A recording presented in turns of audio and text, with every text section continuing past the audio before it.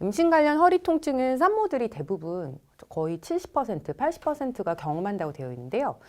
대부분 뭐라고 하냐면 와서 원장님, 그런데 허리가 너무 뻐근하게 아픈데 끊어질 것 같아요. 특히 언제?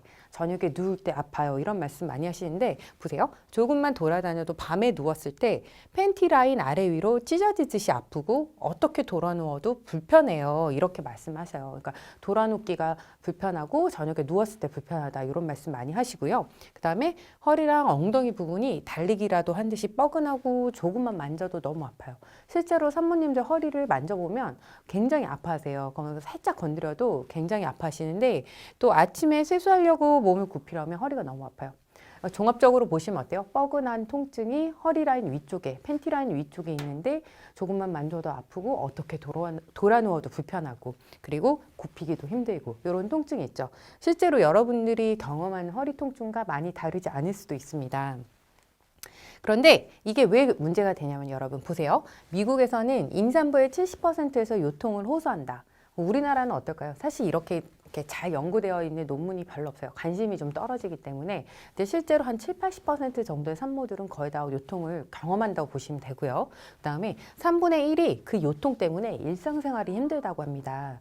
그 정도의 통증이 있고 그리고 32%의 환자들, 그러니까 요통이 있는 사람들 중에서 3분의 1 정도만 의사 선생님을 만나볼까, 의료인을 만나볼까 생각을 하고 그 만난 의료인의 4분의 1 정도, 25%만 그러면 치료를 해봅시다 하고 권장을 한다는 거죠.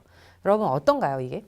굉장히 많은 사람이 경험을 하고 있지만 실제로 상담을 받아가거나 뭔가를 처치를 하는 사람은 더 드물고 실제로 그 상담을 받으러 온 사람에게 의료 전문가는 치료를 권하는 경우도 굉장히 작다는 거죠. 그래서 보시면 임신 중에 근골격계 질환은 흔하다. 그런데 하지만 잘 연구되지 않은 영역인다가 예방과 진단 그리고 치료에 대한 기회도 흔하게 놓치고 있다. 그렇기 때문에 대부분 아플 때 어떻게 하나요? 병원에 가는 데한 공포가 있기 때문에 정말 심한 상태가 아니라면 대부분은 운동센터, 특히 필라테스 센터를 많이 찾고 있다는 데서 여러분들이 하나 힌트를 얻으실 수 있습니다.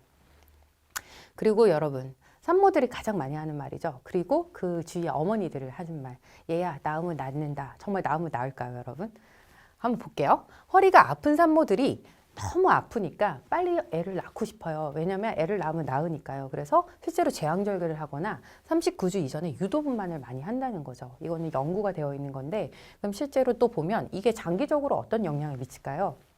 출산 1년 후에 보면 절반에서 그 허리 통증이 지속됩니다. 빨리 낳으려고 애를 낳았는데 절반에서 지속이 된다고 그러네요. 그리고 출산 3년으로 갔더니 20%에서 아직도 아프다고 합니다. 실제로 할머니들이 제 진료실 문 열고 와서 뭐라고 그러냐면 아우 내가 산후조리를 잘못해서 애를 가진 후부터 허리가 아팠어. 이 말씀 되게 많이 하시거든요. 이렇게 실제로 보시면 애를 출산을 했지만 아직도 50%, 20%에서 요통이 지속되고 있다고 하니까 그냥 무시할 수만은 없는 질환이라고 보시면 될 것 같고요. 그 다음에 만성요통 환자의 10%는 임신 때부터 요통이 시작되었다고 한다.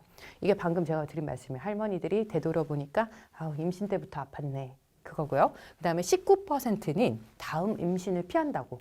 허리가 정말 너무 아파서 골반이 너무 아파서 고생하신 분들은 실제로 둘째를 안 갖는 경우도 많습니다. 그런 거 보세요. 이렇기 때문에 막연히 자연스러운 임신의 결과로라고만 생각을 해서는 안 됩니다. 여러분들의 역할이 굉장히 중요한 거죠. 자, 그러면 왜 아픈지 한번 볼게요.